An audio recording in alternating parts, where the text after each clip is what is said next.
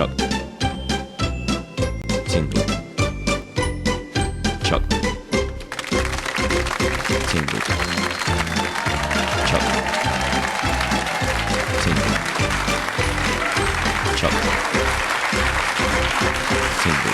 Hello, I'm Fiona Bruce and welcome to the Chuck Tingle Book Club. Oh, yeah.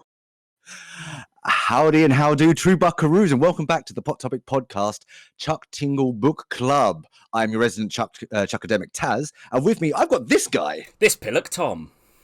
How's it going, everyone? Yeah, how's it going, dude? All good? Good. You excited for this one? Can you see how excited I am? I'm very patriotic back here. Oh man, I'm feeling the burn in my butt. To not be an American. I don't know why. Like I was looking at that. It's like, American flag. I should sing something too. And the first thing that came to my mind was "Take Me Home, Country Road," which Feel the burn in my butt, which is the name of the book that we will be analysing today. Yeah. So how about a Tomnopsis, Tom? Okay, quick little synopsis. So, feeling the burn in my butt. Overworked, underpaid, and tired with politics is how we meet Lorp Rims. Senator Bernie Sanders, not to be confused with anyone else, live, fictional, or metaphysical, I guess. Absolutely. Any party resemblance is purely coincidental and all that. Absolutely. He appears on TV behind Bippers, who is Lorp's roommate. Lorp has no idea who he really is. And at this point, Bippers is kind of shocked and invites Lorp to one of the rallies because he deems him to be not like any other politician going. Later at the rally, Bippers asks Lorp, "Are you feeling the burn in your butthole?" Which is out of the blue is kind of a weird question to ask your roommate. But indeed, Lorp does. The message of progress and social reform causing a pleasant tingling to slowly form around the rim of Lorp's anus. Oh, he's starting to feel the burn. So, and Bernie Sanders is a stark white unicorn with a hunch and a bald spot, but everyone thinks he's human. The entire way through until Lorp works it out. At the end of the address, Bernie hands out cookies to the crowd because he's a man of the people, you know. True American. Oh, man. Yeah, it's and that's like positive cookie action right there. Oh, you've got to love a bit of positive socialist cookie action. Yeah, nothing says communism quite like cookies. Lorp says thank you to Bernie in person for such a rousing address. And butthole tingling intensifies as Bernie asks if Lorp can meet him after the rally. Lorp is taken to a private room decked out in patriotic tapestries and ornate rugs, for some reason at a rally, with smooth jazz national anthem playing in the background. That's about as social democratic as it gets, baby. I mean, add in Barry White, I'm already hard. Bernie meets... where was I? Why was Lorp picked out of the crowd over everyone else? Well, it's easy. Bernie saw something in him, and he wants Lorp to be his running mate. What Bernie basically means by this is Lorp is fit as fuck. With that, and no time wasted, we get to the vetting process. And of course, this is otherwise known as, yeah, you guessed it, the pleasure zone. Take you to the pleasure zone, baby. Immediate ball gripping through the trolleys, political unbutting of the fly of the said trolleys. Wait, you're going to vet me? I need to vet you too. There's something you're hiding. Unicorn revelation, grabbing and kissing. Lower and lower body hand roaming. Rock hard unicorn cock grabbing. Shaft stroking, kneeling before a massive political cock jutting out like a flagpole on the 4th of July. Blowy of the cotton candy cherry bubblegum flavoured cock, with the salty edge, I might add. Cock sinking past gag reflex, theme, all the way back to the hilt for which Lorp's first gay experience has started. Theme. And to be fair, he's doing a fucking impressive job. Spit showering. I can feel the burn in my butthole. It's incredible. I ain't felt nothing yet. Oh, you ain't felt nothing yet. Sorry, misread. On all fours, playful wiggling. There was a bit of playful wiggling. Do it. Ram me up. Absolutely. Do it. Ram me up the arse, you filthy little vocal twink that I am. You trust me with your vote? Don't you trust me with your butt? ivory horn hole rimming. Unicorn ivory rimming of the butthole. It's a new move as well. It's a new move. We haven't seen it before. Absolutely. Followed up by socialist vibration arse filling. Oh, what a line. Feel the burn. Feel that burn. Feel that fucking burn.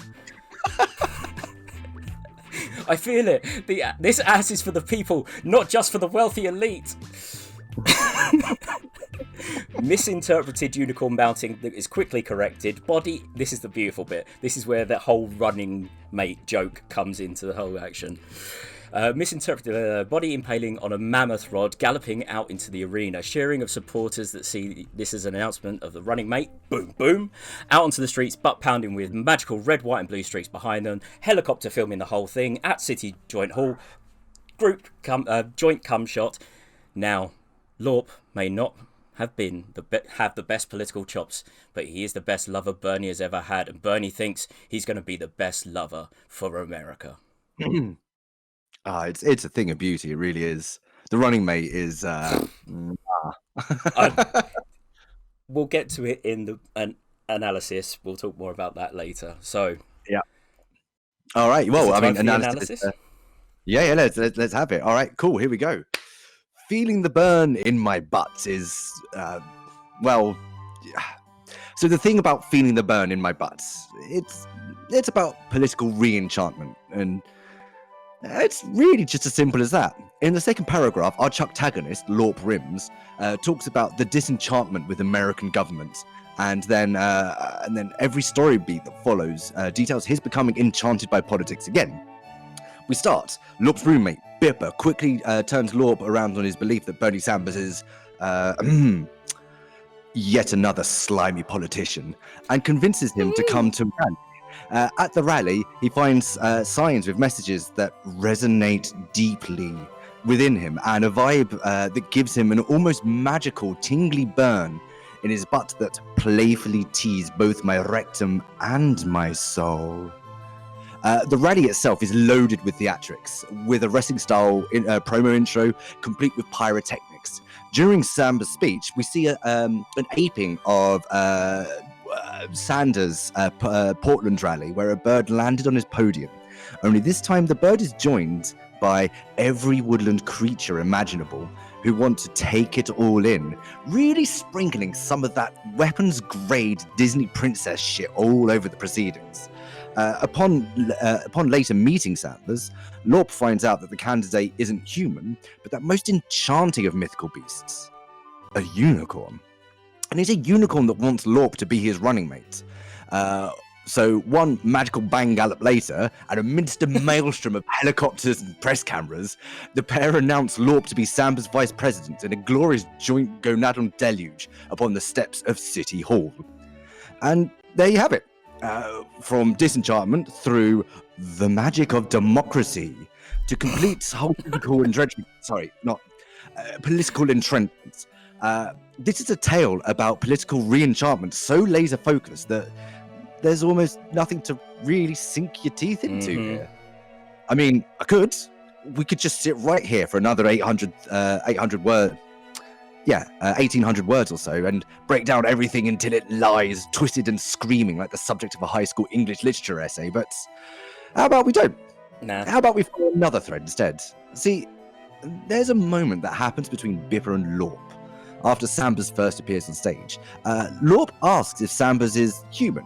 When Bipper seems confused, Lorp says, "Yeah, like, remember when it came out that Domald Tromp was a dinosaur?" See, this little nugget of lore certainly put me to pondering. If this is Tingle first canon, I might be able to garner more from the material if I have something to compare it against. Well, it turns out that not only is this a direct reference to a previous Tingler, but it's only the same flipping bonus Tingler included with feeling the burn in my butt. It's like Gnome Chucksky, precogged Madame Future Noggin, because folks, it's comparison time. Record scratch, we're doing another book. Yeah, so I didn't realise this was the second book that was given away free, and bought it again. So, Oh. so I'm not sure I can give this one a full 5 value. I'm just going to say.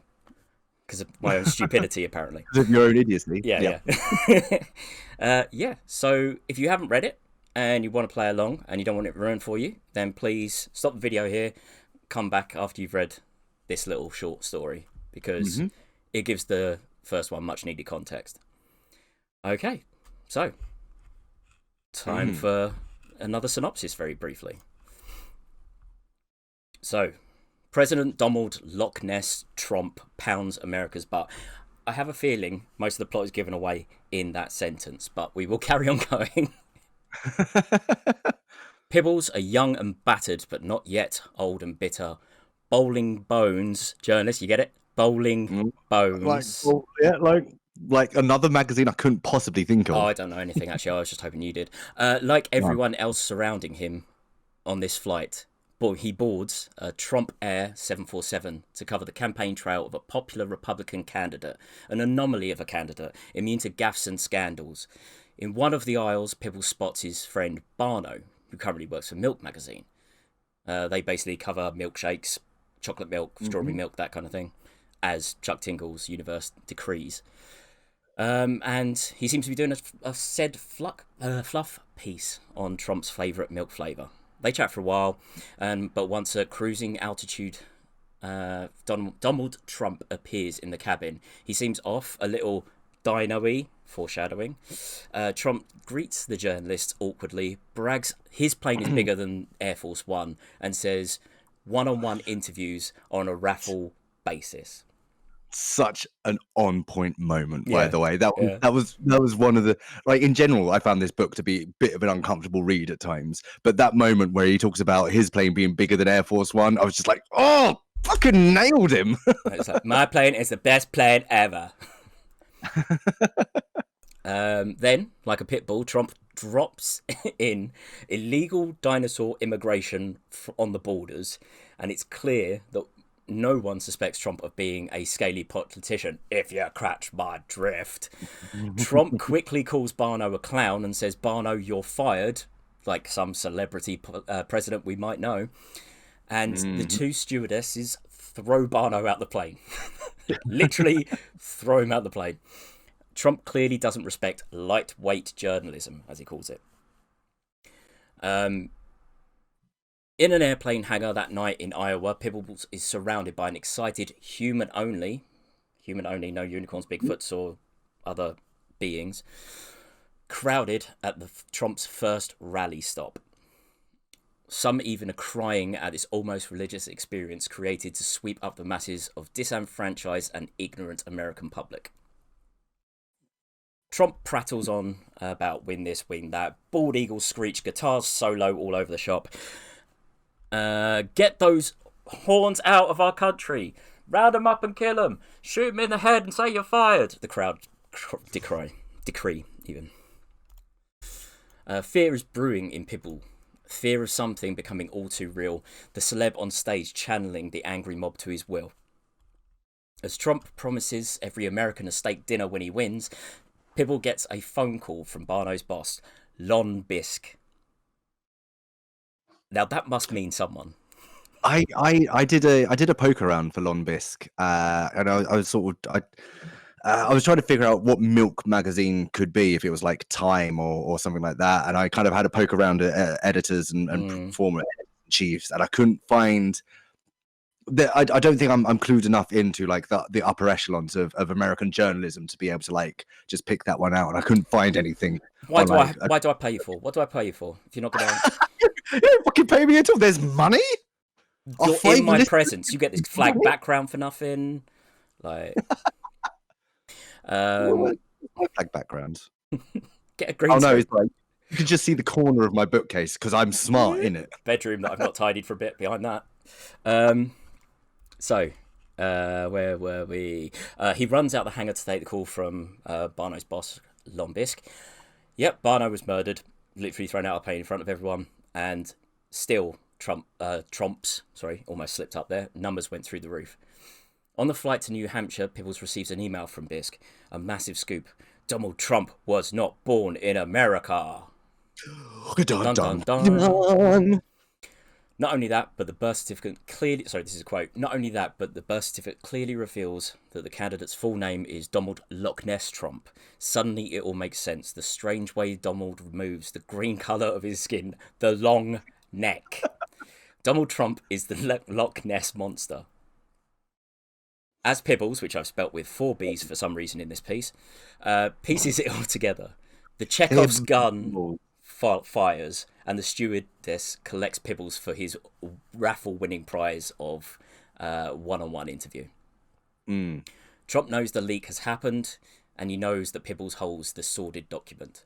Pibbles is scared for his life, obviously, given his fact his mate was just chucked out of a fucking plane. But Tromp knows that Pibbles is no clown.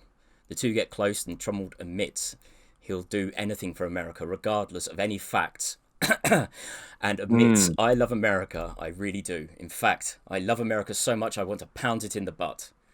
And he wants to start with Pibbles' beautiful, muscular rump.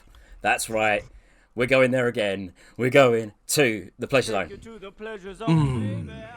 Straight man theme, dino kissing man, extreme gay lust. It was just, it took me off guard. It was just like extreme. Yeah. 90s style. Bottomless Nessie blowy performed by Pibble on his knees. Green popsicle face jutting. Flippers on the back of the head. Gasping, spluttering spittle as pushes against gag reflex. Failure and tries again. Theme. Stunning deep throat. Good on him for his first try as a straight man. Chin ball bagging. Sorry, try that again. Chin ball banging. Frantic enthusiasm. At least he's enthusiastic. I am the one man of change. I pledge to pound the butt of every willing America across this beautiful land starting tonight. At least he fit willing in there. That's at least. It makes a change for him. That's his butt fucking pledge to America. In flight view of a city that Trump claims is his own, all his own. Oh, that's so fucking hot. Pound me harder, Mr. Trump. Jackhammering tight anus, now into missionary after blossoming prostate orgasm cutoff. Pibbles comes, a Pollock pattern of jizz on his own chest as Trump comes into his butt and roars, given the fact he's Loch Ness Monster. You're what this country needs, Pibble tells the dinosaur. Let's just fade that. That's it. That's pretty much all the sexiness done. Yep. Trump loses the election. His secret is sped by Bisque, but not by Pibbles because they have an unwritten understanding. Nessie goes home for good, back to Scotland. You're fired, you can often hear the creature bellow out to the world that has turned its back on him. Right. Well, right from the get-go there, you can see we're already dealing with a very different kind of story. We're feeling the Bern as a tale of being carried away by a breath of fresh air and representation. President Domald Loch Ness Tromp Pounds America's Butts is a yarn of political intrigue featuring murder and leaked documents. Arch antagonist, Pibbles Pooch of Bowling Bone magazine is whisked away on the presidential candidate's private 757. He sees his journalist friend, Barno of Milk magazine, question Trump's immigration rhetoric only to be free-yeeted from the plane at Chuck knows how many thousands of feet. Pooch then attends a rally full of angry people, gets offered a scoop of a lifetime, fucks the potential president, plesiosaur, and then does fuck all. Trump goes on to lose the election in a landslide, and Milk Magazine's editor goes on to print that smoking gun that he had previously offered to Pooch. As stories go, there's not a huge amount of similarity beyond both featuring politicians, people, and press. But there are some things that they share that are definitely worth mentioning. In Feeling the Bern, our antagonist fucks the candidate and becomes his running mate. In Loch Ness Tromp, our antagonist fucks the candidate and effectively covers up a smoking gun for Trump. During this press junket, our boy Pooch even uses the Dom's own phraseology when he says, I'm not some loser clown, before redoubling his efforts to swallow Trump's bullschlong. How many you had, mate? No, as written. Okay. His bullschlong. In essence, both stories are about political buy-in. That is, our protagonist does something, or in Pibbles Pooch's case, refrains from doing something, in order to further a political cause. But what that buy-in entails is hugely different between the stories. So Lorp Rims is an average person, an everyman who's forced to take on more and more hours of overtime just to make ends meet. He starts the story completely disaffected and ends it as Samba's running mate. As an everyman, he could be argued to be a narrative stand-in for anyone and everyone, to represent the people. This is significant because it changes the nature of his active political buy-in from a solely personal act to one of almost collective action. Sambas wants the people to help him into the seat of power, and in return, he will give the people access to that same seat. The people and the policymakers become one. In contrast, Pibbles Pooch is a press officer on the job being ferried around by a candidate. He's a 22-year-old who can't believe he's working for Bowling Bones, the leading counterculture voice. He's young and hungry enough for the older, more jaded Barno to remark upon it, telling him, "Don't lose that, kid. That enthusiasm is going to keep you young." By the end of the story, Pibbles has seen Tromp order Barno's high-altitude murder, talks about fearing Tromp's followers, recognizes that Tromp is making political gains by lying and channeling people's anger, and yet still enters into a lover's pact with him anyway. If Lorp represents the people, Pibbles represents the press, and his active political buy-in of not publishing Tromp's birth certificate is supposed to demonstrate that the press have climbed into bed with Tromp and are working in his interest rather than in that of their readership. So fictional. So no grounding in reality whatsoever. Tingle, we're going to mark you down for that, clearly. There is another curious similarity between the two stories. The candidate fucktagonists couldn't be more different. Sambas attracts wooden creatures and uses his unicorn horn to near orgasmically pleasure his everyman running mate. Tromp calls people clowns and losers and pushes his pocket press officer up against a window so that he can bang about owning the city below while clapping cheeks and marmalazing that prostate. But in both cases, the statesman characters share the trait of people not being able to recognize their true nature. Sambas is a unicorn, and Tromp the Loch Ness monster. Neither appear to try to hide these truths, and yet people who see and interact with them seem completely unaware of them nonetheless. We can tell this is the case because both stories feature a moment of recognition from the protagonist. Speaking as Lorp, suddenly the horn, the hooves, and the mane all make perfect sense. Speaking as Pibbles, suddenly it all makes sense. The strange way Domald moves, the green colour of his skin, the long neck. While we could theorise about what Chuck feels about the true nature of the political candidates he's satirising in these Tinglers, perhaps one's noble and magical and the other's a heavily mythologized dinosaur, for instance, there's little explicitly stated in the text to support any one interpretation. What I find more interesting is why Chuck chose to give both presidential candidates this curious trait of unconcealed but unseen natures. In both cases, their true natures are recognised by the protagonist before the moment of political buy-in, suggesting that this may be an essential step in really getting behind a post as helpful. Or, indeed, to get a post as helpful behind you. But this comes with some interesting implications, because most people don't seem to recognise these true natures, yet support them anyway. One could read this as Chuck having a dig at the electorate, or as offering a caution to the reader that we're too often blinded by a belief that a politician is actually representing our needs and values, that we don't scrutinise or even actively ignore the true nature of the person behind the political facade. However, we could look at the examples more specifically. In Feeling the Bern, a representative of the people sees Samba's true nature and buys into a mutually beneficial run to office.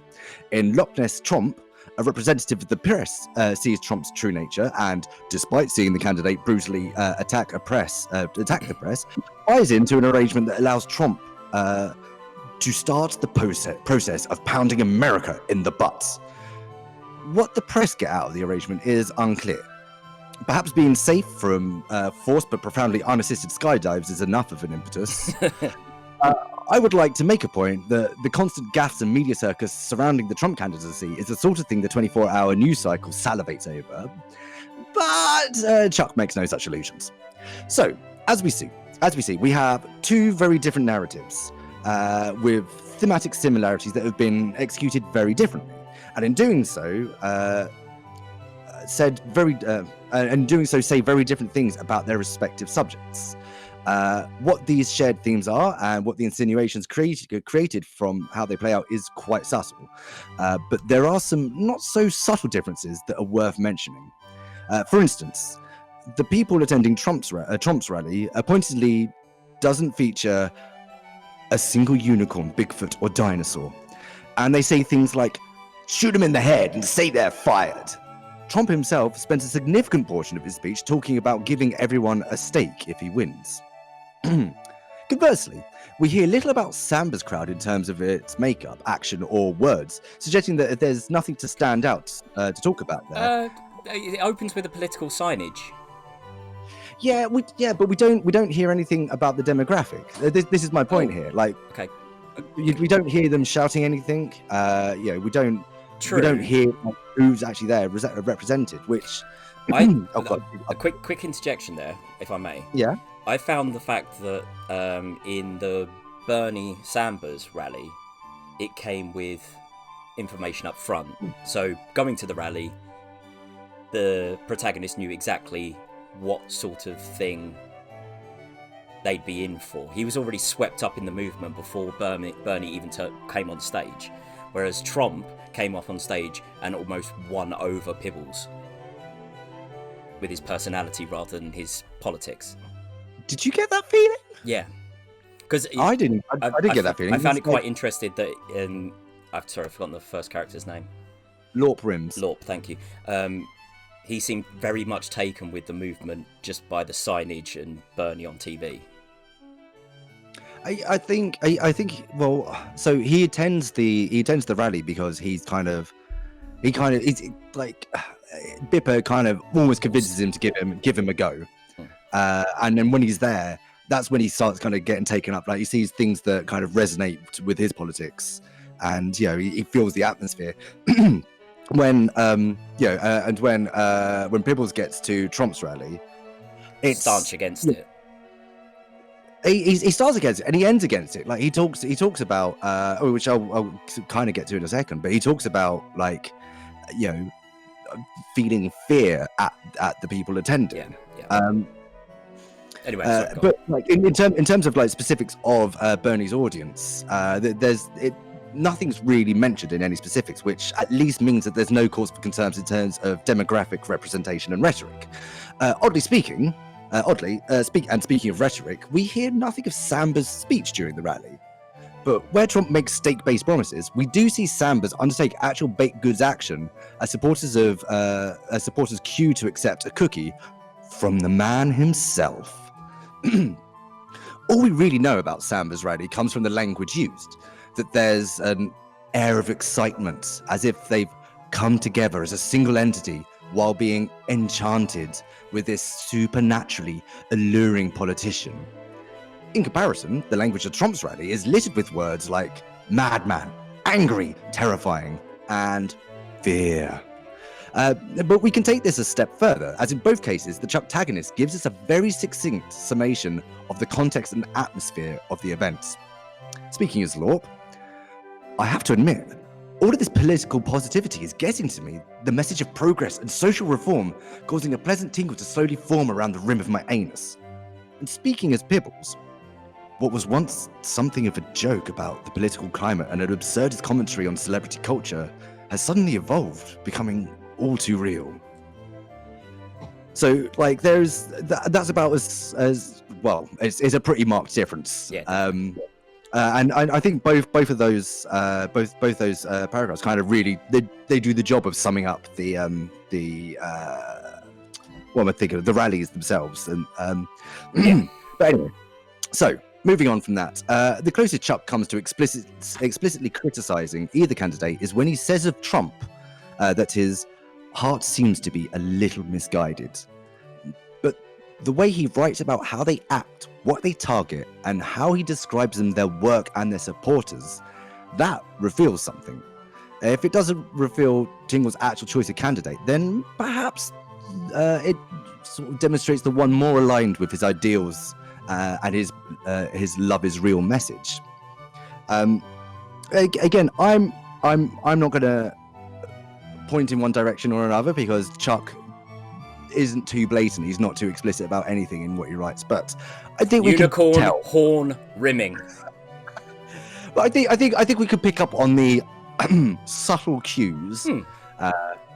But there is at least one more thing the two stories share, and how this thing shakes out is perhaps more telling than anything else. I'd hesitate to call this a theme. It's more like a note or expression of hope from the Big Daddy Buckaroo. In feeling the burn in my butt, Lorp agrees to be Snamber's running mates. And then the two literally go running and mating to make their announcements, to cheers all around. In President Domald Loch Ness Tromp pounds America's butts, Archuck recognizes that Tromp seems to be immune to gaffes. Tromp even goes on to literally screw the pooch without repercussions. Instead, it's the alienating the entire dinosaur demographic that leads to a landslide loss, and Tromp impotently bellowing, "You're fired!" to the world that's turned its back on him. So the hopes here seem to be that people would see the harm in one who wants to alienate, and the benefit of one who wants to work with the people and vote strongly and accordingly. Those were the hopes, and they're wonderful hopes. But you could definitely tell that both of these stories were written and released before the parties had confirmed their 2016 nomination. So that's it. That's my first attempt at a comparative analysis, and yeah, they're hugely different books, but there's some interesting similarities. Awesome.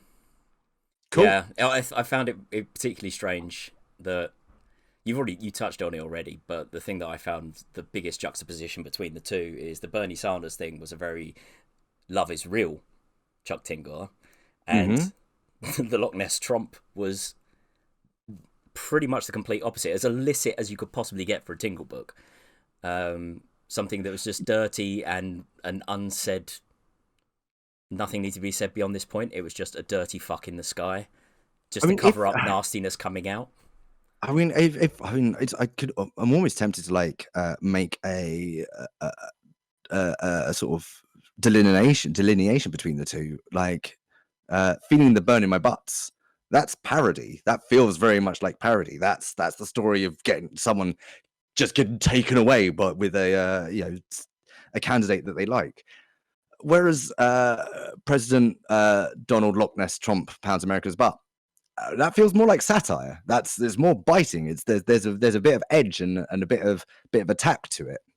Also, I'm kind of interested in the idea that not all of the books will be about love is real, because so far they've all been very loving, caring endings, rather than this person ended up alone in a loch. You know what I mean?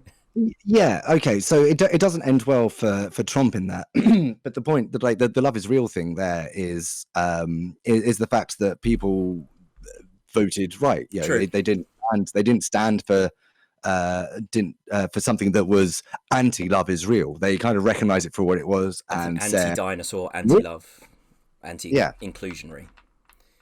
If only real life aped Tingle's fiction, as I always say. It would be good. It would be good. There was a lot, particularly in President Loch Ness, Donald Trump. Particularly that one. There's a lot I had to leave out in order to not run too far over with this one. But I mean, for instance, the names I quite liked. Lorp Rims. Well, Rims is a bumhole joke. I don't know, but Lorp. I did a search for that, and the only thing I found was it's an acronym for Letter of Recommendation Portal. Which is like his tight gay ass. Sorry, like his tight gay ass. Like his tight gay ass, indeed. Whereas Pibbles is Pibble is slang for pitbull. So it's literally Pitbull Pooch. This is supposed to be like a fierce Rottweiler Pitbull. I figured that's what it was. Yeah. Yeah. Yeah, no, it was interesting reads. But like I said, I found President Donald Trump. I found that one uncomfortable at times. Yeah. Oh, much like we do with the Trump. Not that this is modelled on him whatsoever. Oh, he's left the room. Who's come in? Greetings, honey, human. I am Tingle I should do this off camera. I am Tingle Trump, 4,000 book review score, but all got a final. Are you really? Oh shit, I didn't turn off the modulation. Tingletron 9000, your book review system is awful. No, it's not. It's fantastic because you get pissed off every week. And for those that do not know, our scores go thusly. We break down the book in terms of looking at the tingle, it's the cover art, getting to the tingle, the pacing, giving you the tingle, the sexiness, saving you some tingle, value for money, the tingle tilt, which is the reviewer's tilt, it's the reviewer's tilt, tingle tilt, and overall score is the 4 score, and it's based on the GameSpot old school game review system, which was not broken ever. No, and it's certainly not broken now that it's being used in a different way that it was originally designed. And it's all good. And it definitely didn't break the website or careers or anything like that, which we're not going to. No, this is good, man. This is science. This is that motherfucker who drew a line between autism and vaccines level science. So fucking get involved, folks. It's above that because all of those scores, apart from the overall scores, are out of 5. The overall score is out of 10. God, decimal places are allowed. So we have, well, let's do the first book first. So let me just change over to the first book first. So we got Feeling the Burn in My Butt. Now, look at that. I think that is bang on. Not only have you got City Hall there, you've got a very almost pensive lawn. Lorp, sorry, beg your pardon. However, if Lorne was in this, I'd love it even more. A bit of Witch House. They have also got a unicorn. You can't tell if he's got a bald spot or not with the angling. So it's 100% accurate.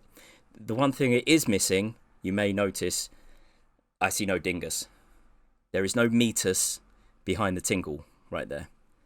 But there's no dingus. There's no dingus. Oh, it's been taken off the it appears to be a female unicorn.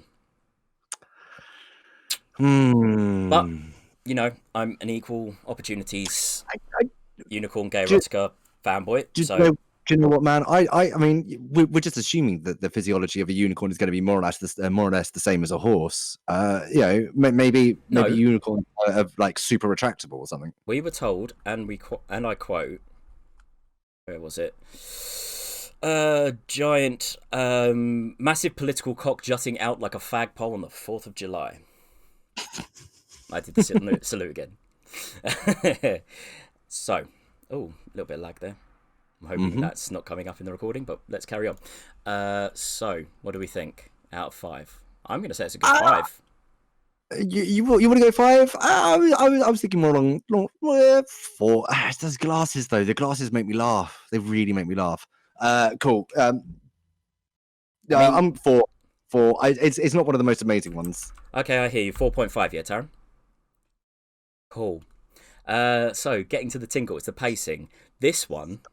Dumb bitch. Dumb son of a bitch. Let me just put it this way. There was no pacing because it just fucking got there. It galloped the whole way. But the second the sex scene started, it was a good pace. It was a good churning over events. It didn't linger too much in one place. I loved the progression down the fucking mall to City Hall. That was great fun, yeah. So 3 at best.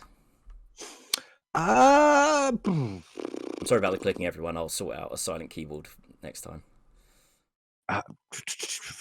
No, I'm thinking 4 again, actually. Okay, 3.5 then, yeah.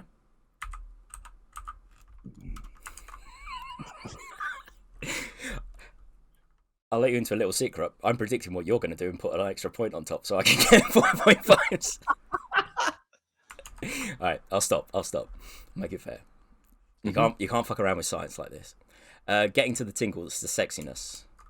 This was pretty lacking. Pretty lacking. Do you know what?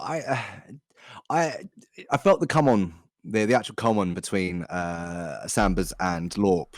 Like it was very abrupt and just kind of. I was expecting something a little softer, maybe a little more leading, a little bit schmoozy. A little bit people for the people.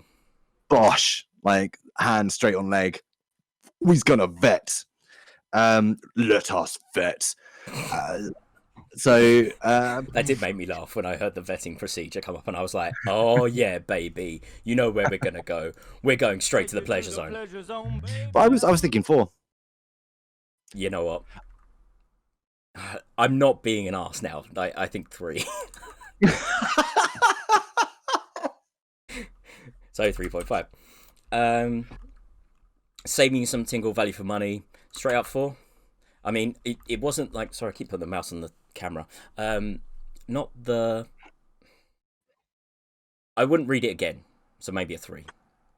Yeah, I was thinking 3. It wasn't a waste of money, but it didn't really... Yeah. It's not something I'd throw at somebody. Okay, reviewers tilt. I'm going to point out it's quite a low score so far. We're at 5.8. So we have the potential to push up 2 whole points with this. Yeah, I don't know. I don't feel this is like middle of the road. No, for Tingle. I think this is slightly better than middle of the road. So above 4. Average. Yeah. Yeah, I'm alright with 4. Actually, is that too high? Let's go with 4. All right, yeah.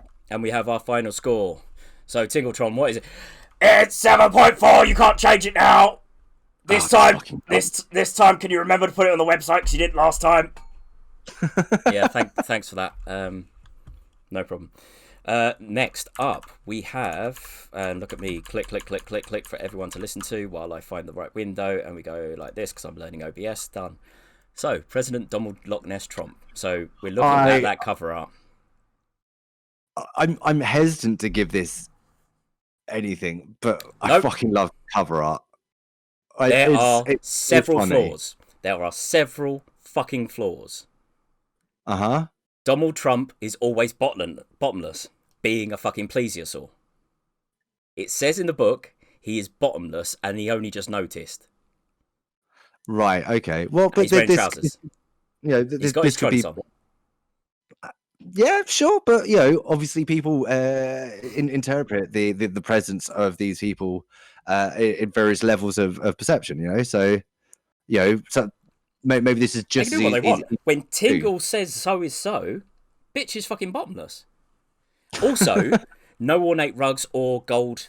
Oh no, sorry, ornate rugs was the first one. No gold at all in the cabin there. It's very beige. Yeah, it's good gold standing. Like if you made that completely gold, it would wash everything else out. Don't defend this Photoshop. It's not good. The man, very nice looking, bit veiny for my I'm liking. going to say 5. You're going to say 5. I'm going to say 5. I'd go for a 3, so that's a 4. Well, all right then. Then we have getting to the tingles, the pacing. This book was fucking 5 out of 5 for pacing. It was a bit abrupt with the whole murder thing, but after that, it was good. It was almost Mission Impossible. Possibly. I was thinking 4 for this. Okay, so 4.5. Giving you the tingle, the sexiness. What have we got? Oh God, 1. Now I found that entire sex scene just I even shuddered again when it came up in the sexy breakdown with like flippers on back of head. It just made me go, gah. I mean, that was quite funny. That was the unicorn horn rimming of this book. It reminded me of a moment in particular I had in my sort of pre-20s that was a bit icksome looking back on it. It was just no, didn't like it at all. See, there is the dirty little boy inside of me that got more aroused by this one than the last one. The idea of let's do something sorted and naughty and dirty, just to sponge a sin. No, A little bit, no, a little bit saucy. no. All right, what are you going to give it? What are you going to give it? 1, absolute 1. All right, I was going to give it. I was going to give it a 3. So maybe a 4. Let's meet in the middle. So 4. That's going to be what, 2?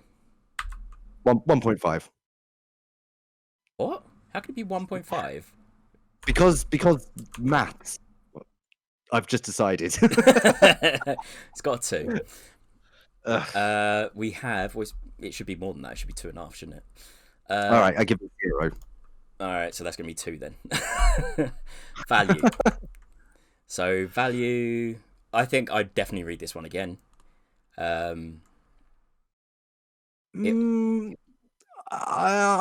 wasn't disappointed in it. I don't know. I'd go back to it. And like the only reason I was actually interested in reading it is because I'd first read Samber's Feeling the Bern, rather. Maybe that does count against it, the fact that kind of for context reasons you need to buy 2 at least. Yeah, I but you know, it was cool. If I bought it and it wasn't just like the bonus one and I'd read it, it's like, okay, cool, yeah, no, that's some solid tingling right there. It's a different kind of tingling for sure, but it's some solid tingling.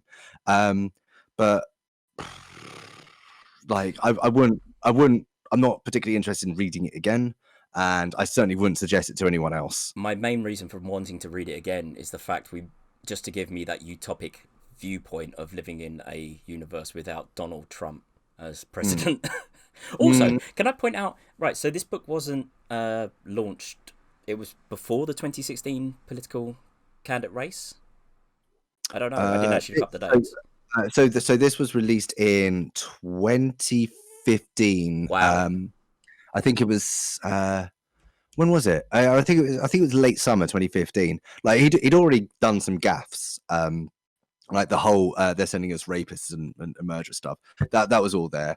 It was like a couple of weeks before he took the piss out of that reporter with physical disabilities. Yeah. And it was a little way off before grabbing by the pussy and all that shit. So it's kind of weird that he titled this President Domald Loch Ness Tromp. Yeah, I also found that weird. I couldn't really find an angle of attack on it for the book review, but it was certainly an odd thing. I suppose political candidate Donald Trump doesn't really roll off the tongue as easily as said. Yeah. First gag reflex expose. Just a tiny bit of SEO, right? God, if we had titles for this podcast, this would be it. Right. Okay, so what are you going to give it then? Value. I said solid 3. This one. Yeah, solid 3. I'm happy with 3.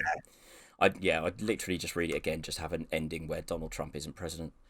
Reviewers tilt then. So I think this is better than the sum of its parts.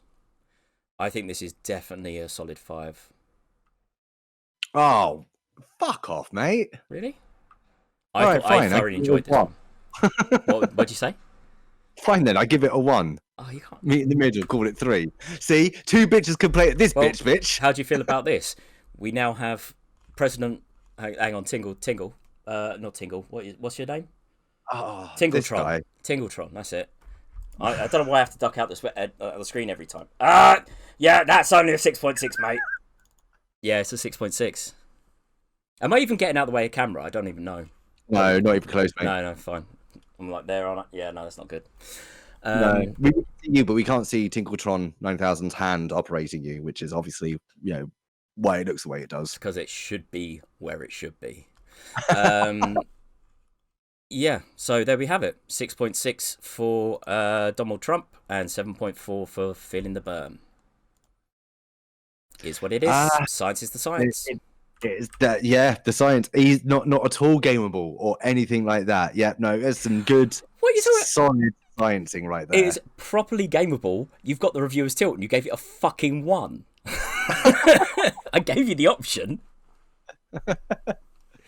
Okay, cool. Well, that does us for this week. So we need to pick out a new book. Oh, we do. Oh, for fuck's sake. So pro. In the meantime, I'm going to try and play around with my green screen. Yeah, it didn't really work, does it? Not really. Dirty room. I've literally strung a washing line across my fucking bedroom just to do this. and you can't even get a fucking pot ready. Like what? Okay. Oh God, wow, this is way screwed up. This one. Okay, what are you hoping for?